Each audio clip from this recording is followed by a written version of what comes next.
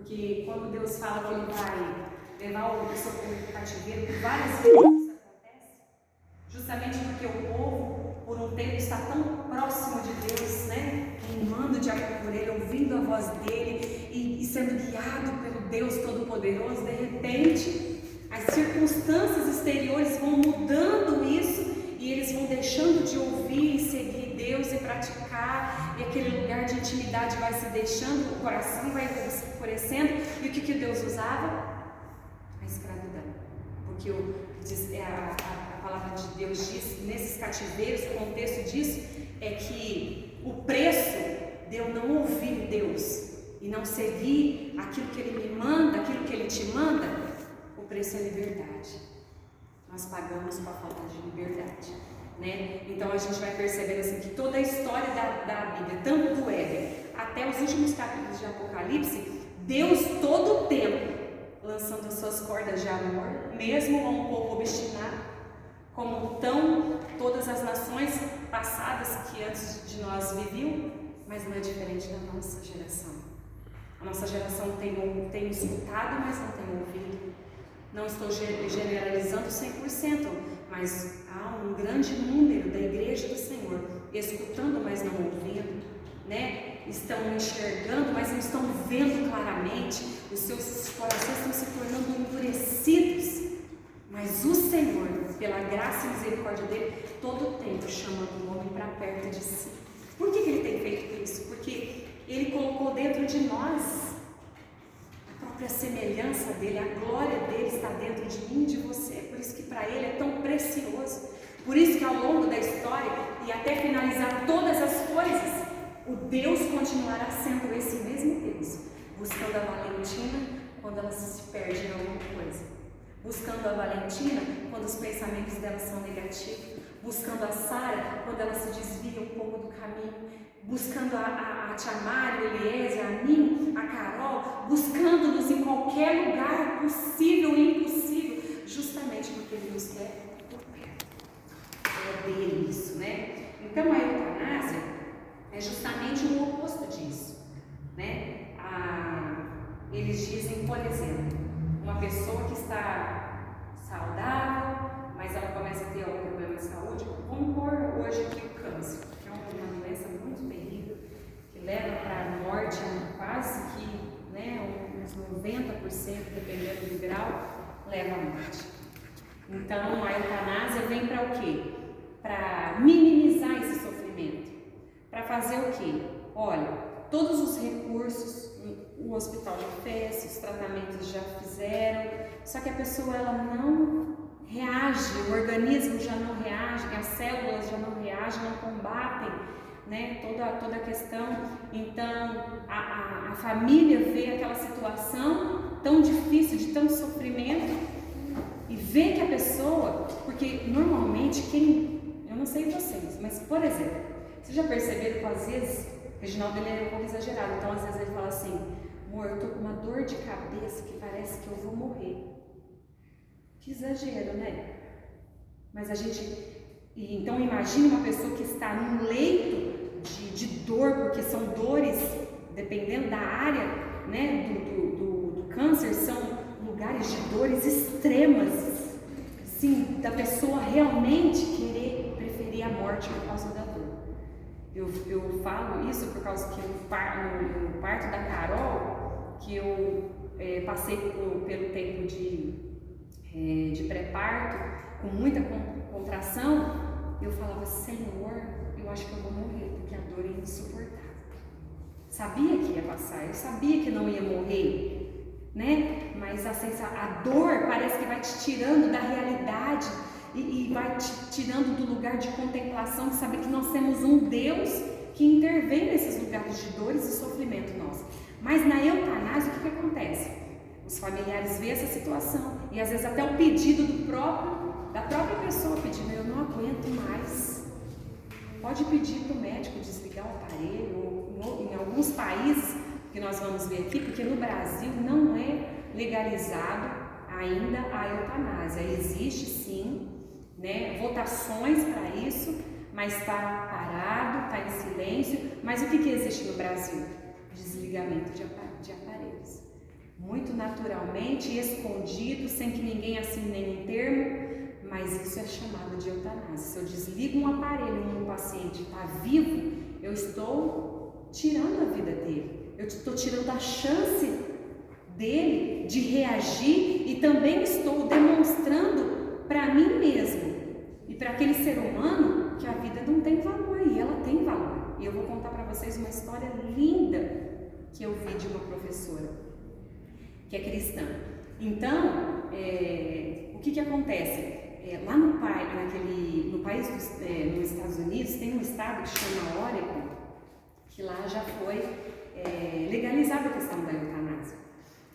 Lá a Holanda também já foi legalizado já há um bom tempo.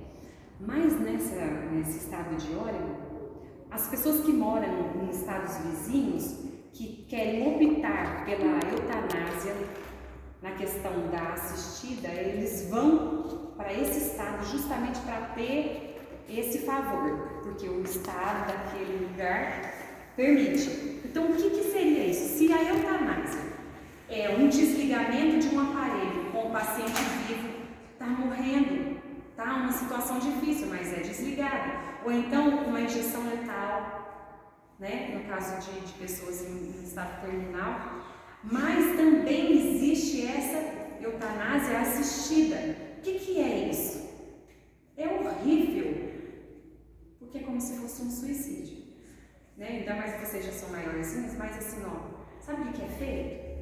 Eles entram numa sala, uma enfermeira, um médico, sei lá quem está lá, prepara o medicamento, ou na veia, ou por boca, o paciente toma e demora alguns minutos para levar aquela pessoa num sono bem profundo. Mais ou menos como se fosse um remédio de antidepressivo, que ele estarja bem forte, e aí ela entra num lugar de uma sonolência bem profunda, até que seja como se fosse uma morte, natural. E ela dorme em pé e pronto, morre. Só que olha como é horrível isso, porque a pessoa está na cama, ela opta por isso, porque a eutanásia, na verdade, é uma responsabilidade dos familiares do paciente. Então, eles precisam dar uma autorização para o hospital, para o médico desligar um aparelho, ou no caso de países que já são legalizados, dar uma injeção letal, ok? Mas no caso da eutanásia assistida é diferente, porque aí o próprio paciente toma a postura de dizer: eu não quero mais viver, estou cansado, estou sofrendo, eu sei que essa doença não vai ser curada, eu já cansei, eu estou com muita dor, eu prefiro que seja assim. Ela mesma toma com a própria mão. E aí ela fica lá. Eu assisti até um vídeo que eu achei, gente, como que pode? Era uma senhora não muito velha, com muita vivacidade, assim, de falar, mas estava na cama. E aí eles dão um copinho, a própria familiar, junto com uma enfermeira, deu um copinho com um remedinho para ela, só que ela amava chocolate. E ela queria pegar no sono comendo chocolate assim. Era um absurdo o tanto de chocolate que ela comeu. E aí ela vai lá, e aí quando vai percebendo que ela já está indo, eles tiraram o chocolate. Agora você não pode comer porque a sua língua já está ficando mais pesada, você já está ficando sonolência, porque você não pode engasgar aquela coisa toda. Aí já não é chamada a morte boa, né? Que aí já vira um terror. E ela, tá bom, então, já comi bastante, agora eu posso seguir meu caminho. Tchau para vocês, adeus, estou indo em paz. Que paz. Que paz é essa?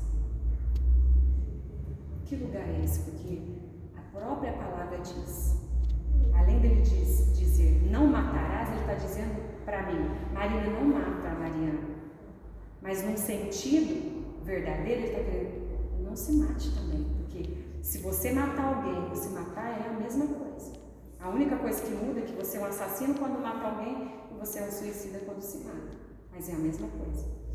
Mas aí eu queria falar para vocês de um testemunho de uma irmã que contou, eu achei lindo. O pai dela estava com câncer de cérebro. Por muito tempo tratando, e ele estava definhando, sofrendo muito. E eles tinham um convênio. nessa época. E aí ela conta que o hospital chamou a família e falou assim: olha, o seu pai, todos os recursos que nós poderíamos fazer, já faz tempo que ele está internado, mas agora já entrou em fase terminal, agora não tem mais o que fazer. Nós precisamos colocar ele, induzir ao coma, já tem órgãos que já estão mortos, como o cérebro, pulmão, mananã, alguns órgãos que estão funcionando, então nós colocamos no aparelho. Só que há um protocolo no Brasil, e por este convênio, há um protocolo que o hospital pode ficar com essa pessoa viva nos aparelhos por até 15 dias. Então, não tem o que fazer, porque já está tudo se desligando, rins, tudo. Então, se vocês não tiverem muito funerário, vocês vão atrás, e elas pegaram e foram, comprou o jazigo, porque não tinha, só não compraram o caixão, mas a família toda sabia, e eles falaram, mas não tem o que a gente fazer, porque como que a gente vai fazer isso com o meu pai, né? Aí a mãe falando, como que eu vou fazer isso com o meu esposo? Desligar um aparelho? Eu não posso fazer isso. Assim, não é nem a questão da gente não poder fazer isso. Vocês têm possibilidade de colocar em casa? Como? Uma coisa, é só quem é milionário para ter um quarto com um TI, com todos esses equipamentos. Não temos. Então, 15 dias. Chegou o seu 15 dias. E aí eles desligaram, chamaram a família de volta, ó. Deu os 15 dias, nós precisamos desligar. Não teve nenhuma melhora, só tem agravado, nós precisamos desligar para desocupar o leito. E eles desligaram todos os aparelhos. Por incrível que pareça, quando eles desligaram, o cérebro, pá, pulmão, pá, os rins, pá, coração, pá, pá, pá. Os médicos ficaram... Vocês imaginam isso? Porque na verdade, nesse caso, eles queriam abreviar a vida dele. Mas mesmo assim, Deus se reverteu por causa de um testemunho que era para ser contado. Ele seria testemunha. Essa família testemunharia disso. E ela conta que ele viveu mais 7 anos.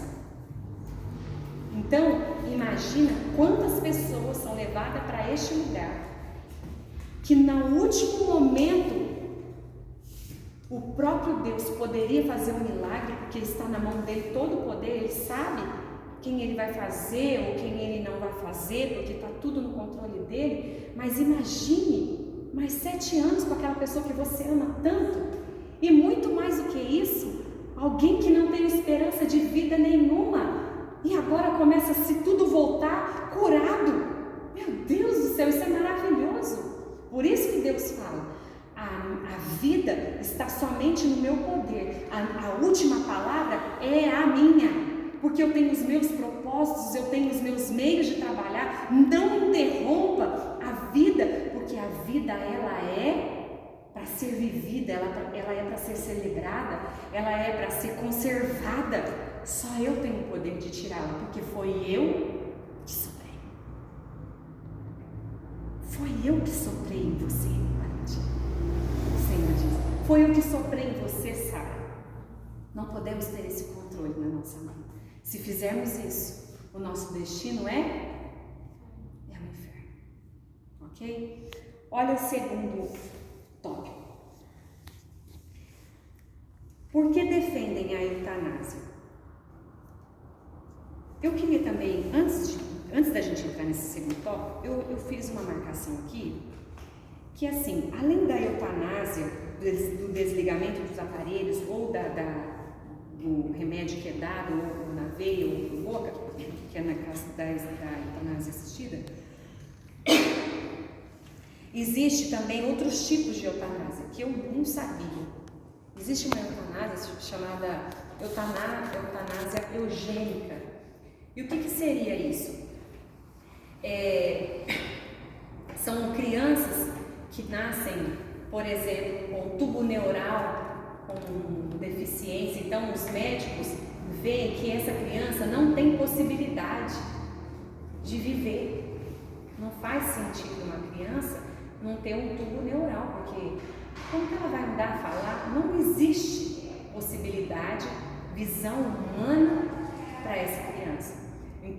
nessa eutanásia eugênica, o que eles faziam? A eutanásia. Aplicavam uma injeção e a criança morria. Só que diferente de muitas coisas, quando essas crianças nascem, elas são sem pecado. Então o céu realmente se encheu de crianças que estão já lá na eternidade com Deus. Mas quantos propósitos foram cortados? Fico pensando assim, quantos Elias teria nessa geração? Quantos Daniéis teriam nessa geração hoje? Quantas Abigail teria aqui? Quantas Anas, quantas Marias teriam nessa geração se eles não tivessem feito isso? Porque Deus tem todo o poder. Porque se Ele teve o poder de tirar esse homem que estava completamente morto, se no avivamento que eu estava lendo as histórias inéditas, de curas inéditas da Azusa, que é um livro raríssimo, né? É fantástico, porque quando a unção de cura descia, membros do corpo, a pessoa não tinha nada. Se para Deus não é impossível isso, um tubo neural, qualquer conexão que na gestação não pôde ser produzida. Quantas pessoas eu já ouvi falar que na sua gestação, naquele momento de quando eles fazem aquele exame, né, que detecta, como que ele chama aquele das primeiras semanas? Isso, que é da nuca, é feita uma medição, né? E aí lá eles percebem se a criança tem síndrome de Down, por exemplo. E eu ouvi um testemunho há muito tempo atrás, agora eu estou lembrando de um pastor que eu acho que ele é um pastor. Eu sei que é uma pessoa muito assim, já na igreja assim, tem algum cargo maior. E ele fala que deu realmente na gestação da esposa dele essa síndrome de Down. E aí eles foram fazendo tudo o que era necessário para receber essa criança com esse problema, tudo certo. Aí quando ela entra em trabalho de parto e a criança nasce, a criança é perfeita. Ela não tinha síndrome de Down, ela não tinha nada. Porque o nosso Deus faz isso. Se Ele quiser fazer, Ele faz, porque Ele é poderoso. Ele é o Todo-Poderoso, Ele é o autor da vida. Né? Então existe essa eutanásia eugênica, mas também existe, olha que horror essa é a pior, que eu achei, nossa, é uma coisa horrível mesmo, como que falta o evangelho ser proclamado com tanta verdade, um coração queimando por Deus, porque essa eutanásia se chama eutanásia econômica. Sabe o que acontecia? Diz que lá na época de Hitler, sabe o que eles faziam? As pessoas que nasciam com deficiências, faltando membros, ou deficiências cerebrais, que já nascia paralíticos, paraplégicos, ou com alguma deformidade sem algum tipo de órgão, sei lá.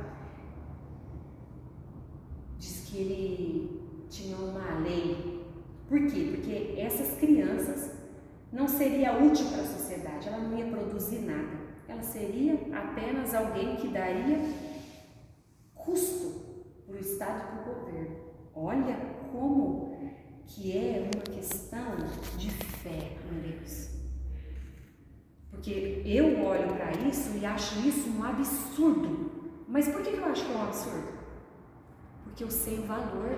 Nós estamos aprendendo valorizar a vida assim como o Senhor valoriza. Mas nesses lugares não tem valor nenhum. Então sabe o que eles faziam com pessoas assim? E com idosos que também estavam em fases já de morrer, com doenças terminais, ou que estavam em tratamentos que eram irreversíveis. Eles levavam eles para um local e tinha um gás que eles soltavam e era letal, morria tudo. É triste, não é? É muito triste uma situação dessa. Então, vocês veem que quando a gente fala de eutanásia, a gente fala assim, gente, que coisa mais sem sentido a gente aprender sobre isso. Mas a gente tem uma definição, quando a gente começa a estudar, uma definição da desvalorização da preciosidade que Deus criou com tanto amor e com tanto carinho. E nós daremos conta de todas as coisas. A palavra de Deus diz que eu e você, lá naquele dia, daremos conta das nossas obras, daquilo que fizemos de bom ou de mal. Tudo terá uma recompensa. Será uma recompensa maravilhosa para muitos, mas também será uma recompensa drástica e desastrosa pela eternidade, né? Então é muito sério isso. E também, sabe, olha isso que interessante. Existe uma eutanásia que ela chama de eutanásia passiva ou ortoeutanásia ou distanásia. Sabe o que é isso? Por exemplo, eu lembro do meu pai. Meu pai teve problema de coração, né, Mário? Muitas vezes ele teve infartos, então ele precisava tomar muitas medicações. Meu pai dava trabalho demais para tomar medicação, até nos últimos meses, ele mesmo, porque meu pai era um homem de muita fé, e ele colocou no coração dele, eu não vou tomar mais medicamento, eu cansei disso, porque melhora uma coisa e pior em outra, eu não quero mais, deixa Deus fazer como Ele quer. E aconteceu mesmo. Acho que não deu nem 2 meses que ele infartou, foi para o hospital e não conseguiram reverter. Mas nessa questão dessa eutanásia passiva, o que acontece?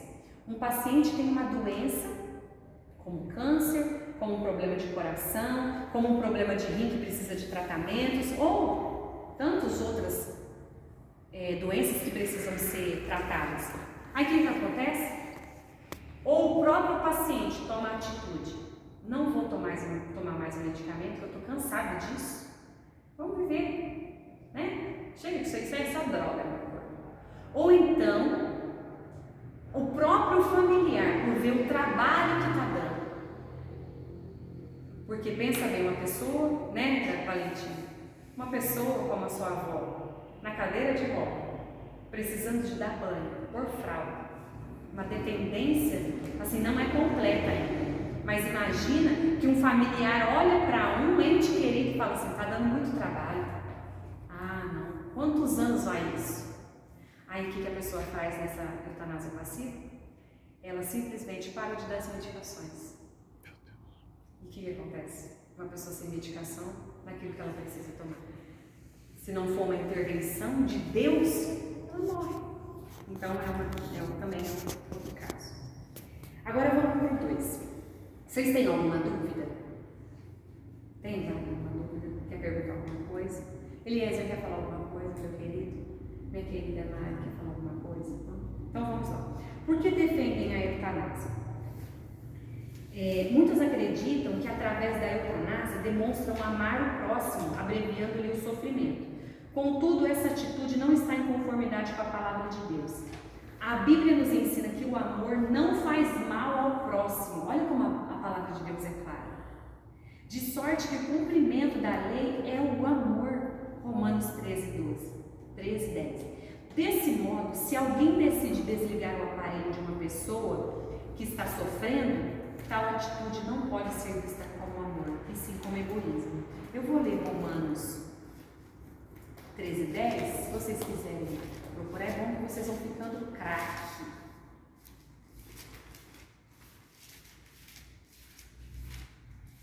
Romanos 13:10. Alguém achou? Quem achou pode ler. 13, só o versículo 10. 13:10. Isso. O amor não faz mal ao próximo, de sorte que o cumprimento da lei é o amor. Olha aqui, agora veja, olha isso. Todas as vezes que a gente vê uma questão sobre a eutanásia, ela fica clara pela palavra de Deus que é um ato de egoísmo. Nem o paciente pode não, por exemplo, pacientes que estão mais conscientes, pode ele ter perdido a esperança. Mas para quem vai praticar a eutanásia, por exemplo, algum médico, enfermeiro, sei lá, vai praticar, a consciência daquela pessoa é de egoísmo. Porque assim, se você não quer a vida, mas eu ainda, por você estar no leito de hospital, eu ainda tenho autoridade para isso, dizer, eu não vou fazer nada, eu não vou participar disso, você vai ficar aqui, nós vamos orar por você, nós vamos confiar em Deus, que se for da vontade dele, ele vai mudar essa situação, porque ele tem todo o poder. Mas se também ele quiser levar você, que seja da maneira dele, nós vamos entregar isso na mão de Deus. Mas na questão do homem natural, do homem sem Deus, ele pensa, gente, para que eu ver a pessoa sofrendo? Eu acho que eu vou fazer algo de bom. Porque aí eu não vou ver a Valentina sofrendo, então eu vou simplesmente acabar com aquele sofrimento, com aquela dor. Então, para mim, nossa, eu fiz o mais alto lugar de amor. Mas a Bíblia diz, egoísta, assassino. Por isso nós precisamos sempre, em qualquer questão, a Bíblia é o nosso lugar. Tanto de estrutura, ele é o nosso chão sólido, ele diz que o nosso fundamento é Cristo. E sobre todos os assuntos, aqui tem tudo que eu e você precisa. Fala, Tina. Uma amiga, que a avó dela estava muito doente, né? Estava no hospital internada. Ela estava no hospital internada e a família estava lá junto, né? Ficava por um tempo, depois voltava para casa, se arrumava para banho, às vezes voltava lá, fazia aquelas trocas, né? Isso. E quando ela saiu do hospital, a avó dela ficava no oxigênio e estava funcionando normalmente o oxigênio. E ela saiu do hospital. E aí eles foram passar por um lugar perto e falou assim, vou voltar lá, né? Na hora que voltaram no hospital, o oxigênio estava desligado. E aí ela chamou a enfermeira e falou, por que o oxigênio da minha avó está desligado? Aí a enfermeira, deve estar com algum problema, que não sei o que tem e tal.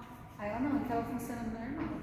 Aí eles foram e fizeram lá e ligaram novamente. Ela falou assim, Mari, eles estavam tentando fazer isso, desligar, para depois falar que não, morreu e tudo mais. Mas, infelizmente, acontece isso. Assim como eu estava lembrando sobre a questão do aborto. No Brasil, né, a gente viu que tem algumas legalizações para alguns tipos. Mas existem clínicas clandestinas fazendo a mesma coisa. Então, assim,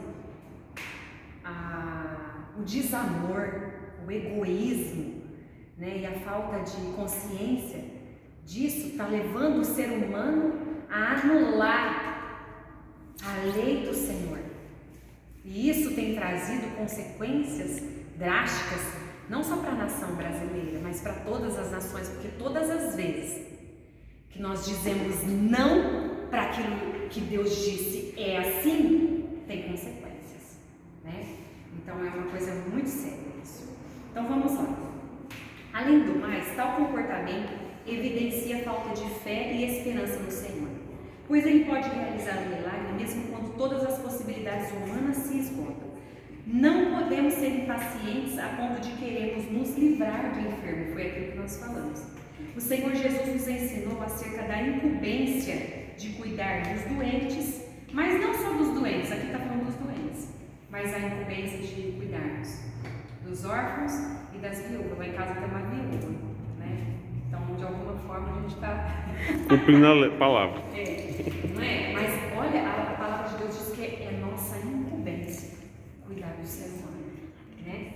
Aí, olha bem, o Senhor Jesus nos ensinou acerca da incumbência de cuidar dos doentes, né? E muitos lhe perguntarão naquele dia: e quando te vimos enfermo ou na prisão e fomos ver-te? E respondendo o rei lhes dirá: em verdade vos digo, que quando fizestes a um desses meus pequeninos irmãos, a mim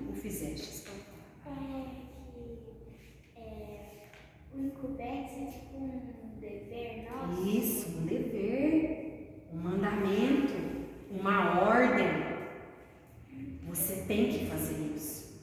Porque se você me ama, Valentina, você vai cuidar da sua avó, você vai cuidar da sua mãe, você vai cuidar do seu pai quando eles envelhecerem, quando eles ficarem nesse lugar de viuvez, que é um tempo muito difícil, mas você vai estar lá para auxiliar esse tempo, porque é um tempo de muita dificuldade para as pessoas enfermas e para quem fica vivo também, ou perde pais, como uma criança que perde pais. É uma situação muito difícil, imagina. Né? Então é nossa incumbência fazer isso conforme a força que o Senhor nos dá. Sempre a gente precisa pensar nisso, ok? Portanto, a eutanásia não é um caminho para resolver a situação. Por mais difícil que seja o fato de ter que esperar pela providência divina, o melhor caminho sempre será confiar em Deus.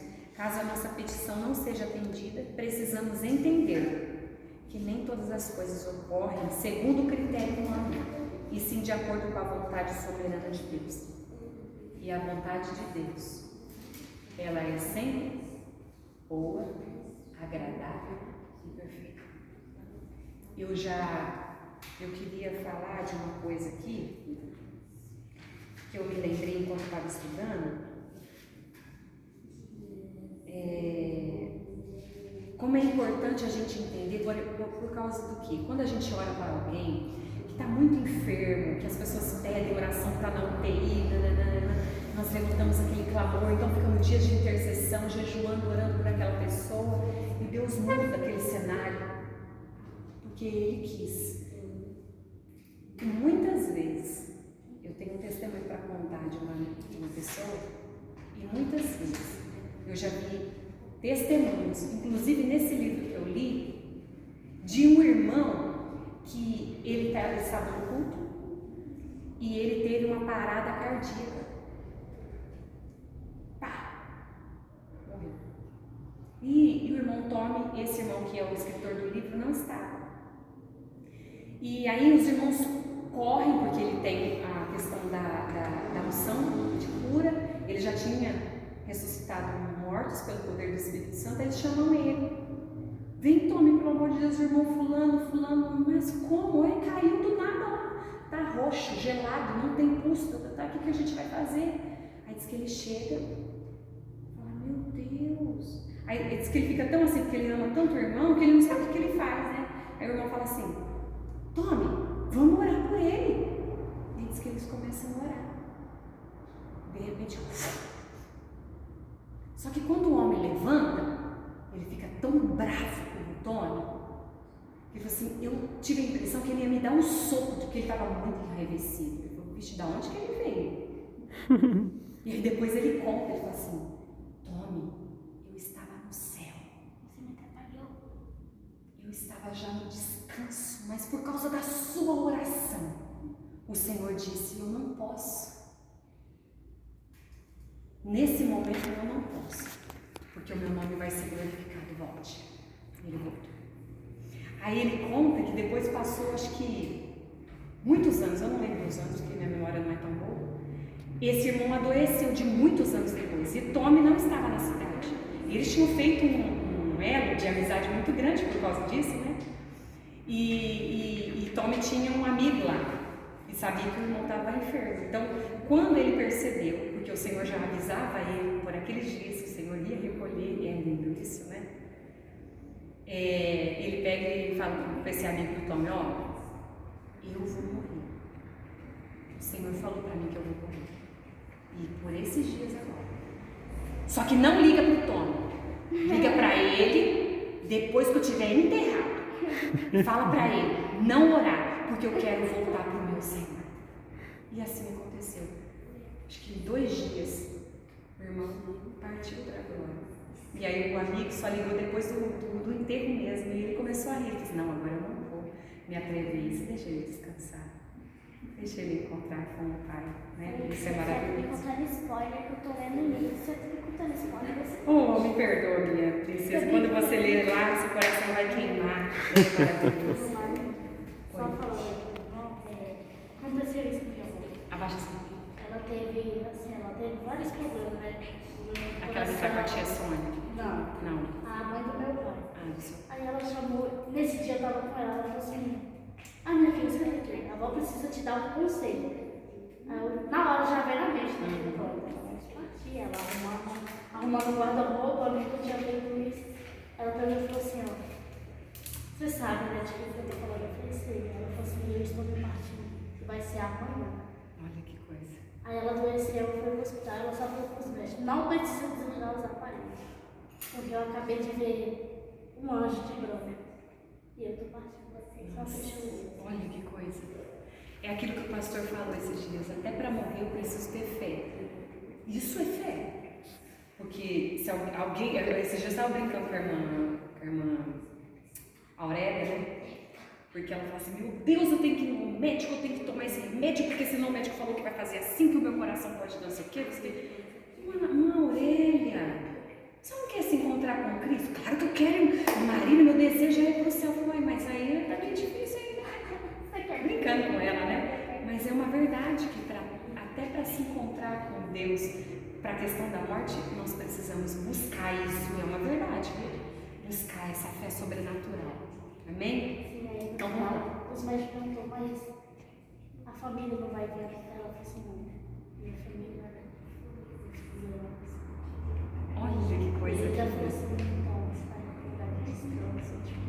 Olha, nossa, olha que coisa. Imagina uns médicos ouvindo, enfermeira, ouvindo um negócio desse e falam, gente, esse negócio é de outro mundo, que negócio é esse?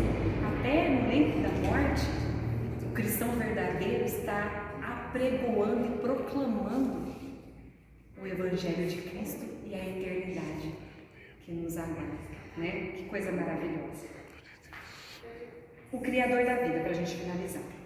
Em vista disso, meu caro jovem, o Deus que nós servimos é o autor da vida. Em Atos 17, 25, o apóstolo Paulo afirma, o Criador mesmo é que dá a todos a vida, a respiração e todas as coisas. Sendo assim, nossas vidas pertencem a Ele. Deus nos concede este dom que precisa ser cuidado e preservado. Portanto, a vontade de Deus é que tenhamos uma vida abundante em Sua presença e uma caminhada plena em comunhão com Ele. Em toda a Escritura, jamais encontraremos Deus feliz com a morte de quem quer que seja. Abra alguém em Ezequiel rapidinho, 18:32, e outro, abre para mim, Salmo 116:15. O bom salmo, você vai ler.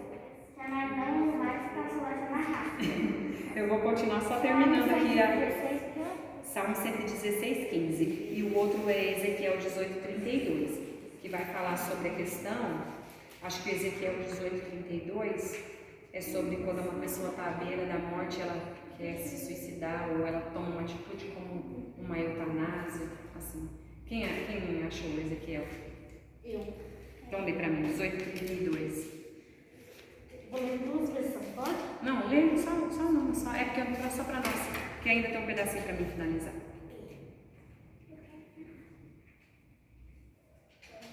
É, 18:32, isso. Eu não quero que ninguém morra, diz o Senhor Deus. Portanto, parem de pecar e vivam. Olha isso. Em outra, dessa versão que é diferente. Mas o que Deus está falando assim? Eu não tenho prazer na morte de ninguém. Não tenho prazer na morte de ninguém. O morrer para Deus, nós vamos ler no Salmo 116, que a vida para Deus é tão preciosa que Ele sofre, assim como eu e você. Quando perdemos alguém muito querido, nós sofremos. Ele sente essa dor, como eu também sinto. Por isso que Ele falou, o Consolador vai consolar-vos. Que Deus maravilhoso. Então, nesse caso de Ezequiel que ele está falando para uma pessoa ímpia, eu não tenho prazer na morte de ninguém. Então, se você está pensando em morrer, se suicidar, matar alguém, fazer qualquer coisa contra a vida, a sua própria vida ou a vida de outra pessoa, se converta e viva, porque eu vim para dar vida com abundância para vocês, né? Ou até Agora, quando, Maria, só um detalhe, uma coisa minha, né? Às vezes você vê uma irmã policial, então ele recebe muita coisa de bandido, né? Que acontece alguma ocorrência e o bandido acaba morrendo, né? A gente às vezes comemora aquilo, né? Estou falando particularmente mesmo, porque estava assim e tal, só que Fez Deus tantas coisas coisa errada, sobrou, tava assaltando, aí trocou. Só que mesmo assim, Deus não tem prazer naquilo. Se às vezes você sente o Espírito dentro de você, assim, você fala, o Espírito também te vem falando, não é assim, eu não tenho prazer nisso, isso não é a minha vontade, é uma alma ali, alguém precioso, que vai ficar o resto da vida condenado, né? Então se ela não tiver uma oportunidade de, a gente não pode naqueles últimos momentos de se voltar para Cristo. 116, 15, eu acho. 116, 15. É só isso? Só isso. Não é só isso. 116, 15. Preciosa é a vista do Senhor, a morte dos seus santos. Eu me lembro quando a Neia faleceu, a Neia, a irmã dela, que era muito amigas minhas. E ela morreu uma semana antes do Dia das Mães. Em março, ela tinha chamado eu para ministrar na casa dela, para um grupo de mulheres grande. Aquilo ainda foi comigo, minha mãe, foi uma vizinha nossa. Que culto tremendo foi aquele. E a gente se apegou muito porque quando eu era casada de novo, a gente ia no monte junto. Ela passou um período muito difícil no casamento e Deus veio restaurando, até trazer eles para um pastorado, junto com o marido, um casamento restabelecido. E aí, quando aconteceu isso, nós ficamos, meu Deus, que morte trágica, porque foi aquele acidente que elas bateram de frente com o carro, elas morreram na hora. E eu me lembro que algumas pessoas que são muito próximas da gente, e até o esposo dela, Marina, aqui, como eu posso compreender isso? Porque se Deus não tem prazer na morte, por que tantas coisas acontecem? Eu me lembro de ter lido esse salmo e ter entendido uma coisa. Porque na versão mensagem vai falar assim, que Deus sente a dor da perda. Imagine Deus, que criou a Neia, a irmã dela e tantos outros, criou e de repente uma morte trágica. Você acha que Deus não sente? Ou você acha que ele fala assim, mais uma aconteceu? Não, ele sente, porque foi ele que nos fez. Ele não nos fez para morrer trágico desse jeito, né, Elias? Ele nos fez, nem foi para a morte, ele nos fez para viver eternamente com ele, mas por causa da entrada do pecado, né, é que houve tudo isso, a morte entrou para a raça humana, né? E eu me lembro de ter conversado com ele, algumas amigas minhas que estavam assim, que eram muito ligadas a elas, muito mais do que eu, que estavam sofrendo muito. E eu pude compartilhar com elas essa palavra. E eu estava deitada, madrugada, 2 dias depois, aquele caos, a Né estava muito mal, ele, o marido muito mal, as crianças. E a pergunta era essa, por que desse jeito tão trágico? E eu estava deitada e falei para o Senhor, eu chorei muito aquela noite. Falei, Senhor, como foi trágico ser tão difícil para os filhos, tão pequeno, por esposo. Meu Deus, que coisa horrível. Eu sei que o Senhor completou uma obra tão maravilhosa, mas é difícil. Enquanto eu falando para o Senhor, eu falei, Senhor, como responder uma pergunta como essa tão difícil, porque é muito trágico? E o Senhor me levou a pensar, Marina, você acha que a Neia ou outras pessoas que você conheceu que morreram tragicamente é mais importante ou menos importante do que Paulo, que foi decapitado, João Batista, Estevão apedrejado? E naquela hora eu levei atenção. Ainda que seja tão trágico, e eu sofra com isso, mas a diferença do que Deus sente prazer é porque, já que aconteceu, quem é santo, quem é filho de Deus, ele sente prazer porque está com Ele. mas ele não sente prazer na morte do ímpio. Por quê? Porque ele sabe que há uma condenação eterna. Ok? Compreenderam esse ponto? Ok. Então vamos terminar. Não precisa não. Obrigada. Agora olha isso. Antes o Senhor espera que todos os que estão distantes se convertam, a fim de que vivam para a sua glória. Pois para isso fomos criados. Assim sendo, não é da nossa competência por fim a vida de nenhum enfermo, pois a vida é um dom divino. Por isso, todo aquele que realiza qualquer ato que implique a abreviação da vida está praticando algo abominável diante do Criador. Somente Deus pode, tem o poder e o direito de dar e tirar a vida.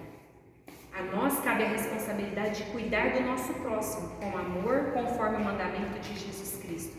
Pois disso Deus se agrada. Deus se agrada quando nós cuidamos do próximo. Quando nós nos colocamos no lugar dele e fazemos alguma coisa, porque foi isso que Deus fez.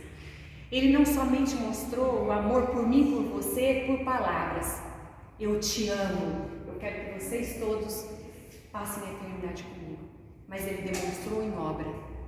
Eu entrego meu filho para morrer por vocês, para que vocês tenham a vida abundante, aqui nessa vida, mas também na eternidade comigo.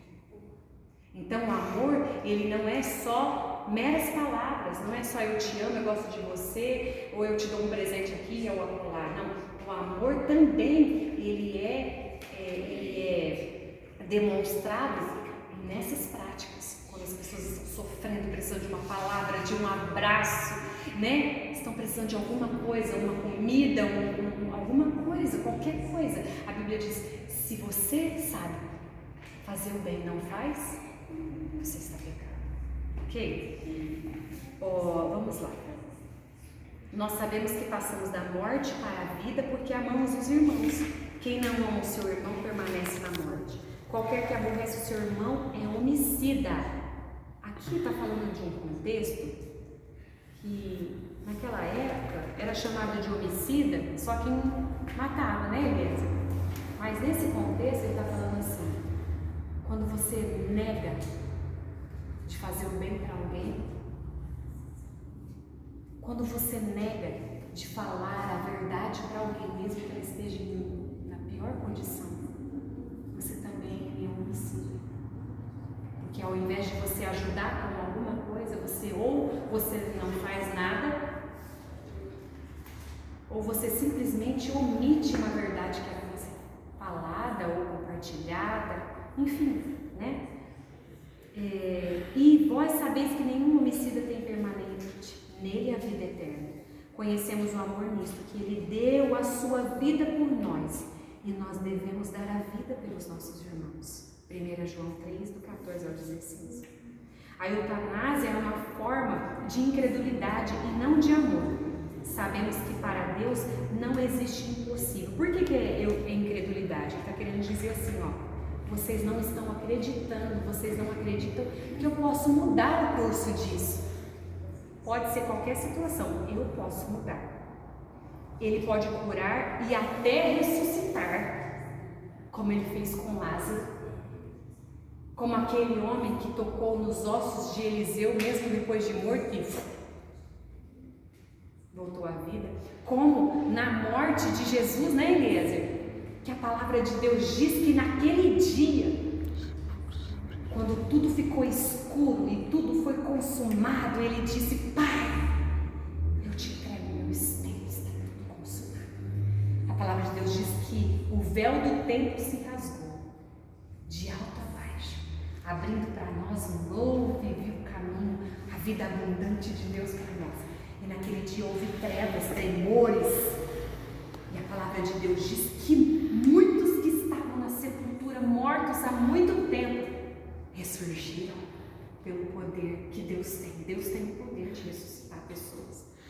A palavra final em relação à vida deve ser sempre a do Criador. O homem não é Deus e não pode decidir se alguém deve viver ou morrer. Nós falamos de Lázaro. Eu queria fazer essa dinâmica só para vocês. É uma ilustração, né? Não vou deixar de falar isso, senão vocês vão falar, puxa vida, né? Ó, eu trouxe esses balões como se fosse, por exemplo, que eu sou Deus. Todas esses balões significam Eliezer, Valentina, Carol, Marina, Mariana, a Sarinha, tem o Cleito, tem a Isa, tem a Rafa, tá todo mundo aqui, ó, a humanidade. Lembra quando nós falamos no início? Quando Deus nos criou, Ele soprou em nós. Então imagina uma bexiga, é uma ilustração. Ele enchendo com o próprio fôlego dele, o próprio espírito dele. Vida, olha que coisa linda, alegre, feliz. Só Ele tem autoridade e poder sobre a vida, correto? Foi isso que vocês aprenderam. Só Ele tem esse poder de fazer isso. Se alguém fazer isso contrário, é um assassino, é um suicida. Então imagine que eu comprei os balões, eu enchi os balões com a minha respiração, eu gastei o meu dinheiro. Mas vamos supor, numa questão mais simples, você vem na minha festa, na festa da minha filha, tá cheio de balão lá. Você vai na história. Aí vem uns abençoados. No fim da aula, eu tive minha cristã. Não é feio fazer isso? Principalmente no começo da festa, né? Por quê? Porque normalmente se estoura o balão quando termina. Quando termina a festa. Que aí alguém fala assim, ó, pode pegar, faz o que vocês quiserem, estourar, brincar, não é assim? Mas enquanto alguém da casa não falar, pode pegar, se você fizer isso, você é um intruso, né? Você é um invasor. Então a demonstração aqui é a seguinte: Deus falando, eu te formei, Valentina e Sara. Eu soprei. Tudo de mim está dentro de você. É glorioso demais. É precioso demais. É para você celebrar todos os dias o que eu estou te dando. Todos os dias, lembre que essa vida é para ser celebrada e vivida com abundância, porque foi isso que Jesus prometeu para mim e para você. Só que na eutanásia, o que acontece? Deus não deu autoridade, mas alguém foi lá e ok? Não assusta. Essa demonstração é para a gente entender que o dono é Deus e só Ele tem autoridade. Que nós possamos prestar atenção sobre o valor que Deus dá na nossa vida. Amém? Fica de pé, vamos terminar. E às vezes alguém fala assim, ó, você imagina alguém falar assim, ó, mas essa festa tá ruim, mas esse negócio, mas que decoração mais ridícula, mas que balão mais feio. Nossa, eu não gostei dessa festa começar a estourar. Ela está invadindo.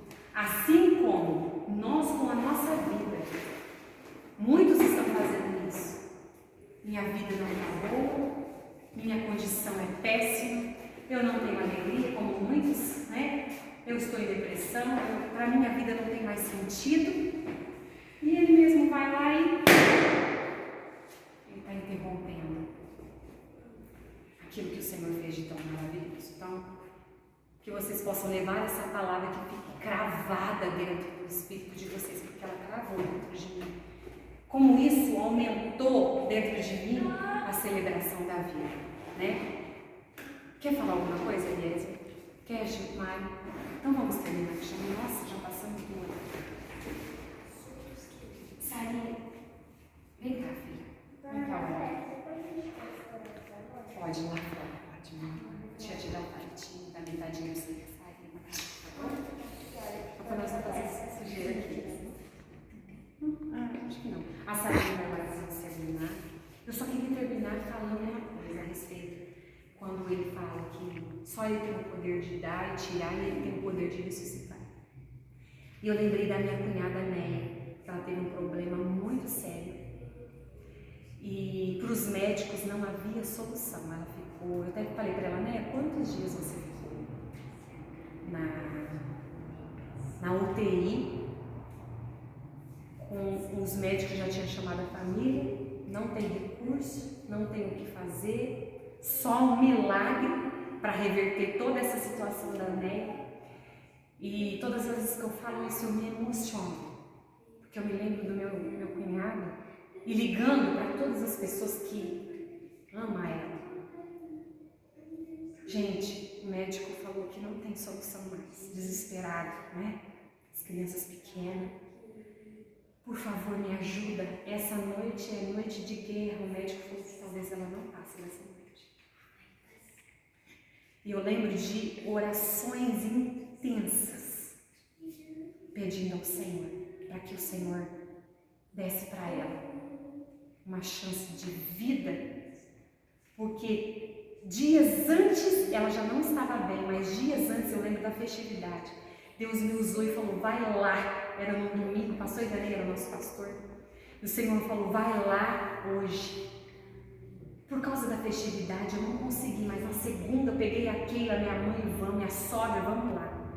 E Deus nos usou tremendamente para ministrar. E sabe o que o Senhor falava? Por isso que lá, enquanto eu clamava, eu lembrava do que o Senhor tinha falado. Eu estou usando este vale. E ela estava apenas com infecção de urina e vomitando muito. Eu estou usando essa situação para trazer reconciliação e conserto no casamento e nesta casa e no ministério de vocês dois e dessa família. Foi tremenda, gente. E daí, alguns dias, entrou nesse estado. E eu me lembrava disso. E quando o Senhor trouxe, quando o Senhor fez isso, reverteu a situação e a Néia de volta. E a Néia conta, Maria, aqueles dias que eu estava em coma, eu estava indo em direção a um caminho e eu vi uma luz lá no fundo e eu estava caminhando. Mas eu ouvia uma voz, olha que coisa. E o Senhor falou, você não pode vir mais, você precisa voltar, porque tem pessoas intercedendo, com a alma agonizando, pedindo para mim que Ele cumpre, que eu cumpra o que eu prometi. Ela conta isso, que coisa maravilhosa. Tá aí, casamento restaurado, né? A Sarinha é parente dela, pastor, uma mulher tremenda de fé, que testemunho, que casa, a casa transformada, filhos transformados. É isso que o Senhor é poderoso para fazer. Olha, Senhor. Oh, meu Deus. Pai, obrigada, Senhor, por mais uma oportunidade. Dá essa fé para nós, que Senhor, move Senhor montanhas, conhece corações, Pai. que alimenta o seu coração e a sua vontade. Senhor sabe, quero te agradecer, Nós te Senhor. louvamos, Espírito Santo, pela sua presença aqui. Pai, levanta adolescentes nessa geração. Sim, meu Deus. Que fala a tua verdade, Senhor. Sim, Senhor. Que contra o pecado. Sim, meu Deus, em nome de Jesus. Em nome de Jesus. Sim. Que denuncia o pecado. Em mas nome só de o Jesus. pecador. Sim, Levanta, Pai, crianças como herdeiro da tua casa. sim, Deus, em nome de Jesus. Senhor, Pai, visita, Pai, pessoas que estão doentes. Sim, em nome de Jesus. Vai de Sim, vai de Todos que estão aqui, Vai nos de abençoa, Senhor. Que possamos, Pai, ser como o sal da terra, Pai, luz do Deus, em mundo, nome de Jesus. em qualquer lugar, Clamamos por Pai. ti. Que o mundo possa, Pai, ver Em a nome tua de glória em nós. Jesus. Em nome de Que Jesus. podemos ser, Pai, influentes. Em nome de Jesus. Pai, não deixar de ser influenciada pelo Sim, mundo, mas em nome o de mundo ser Jesus. influenciado Sim. por cada um de nós. Sim, Meu Deus. eu creio nisso.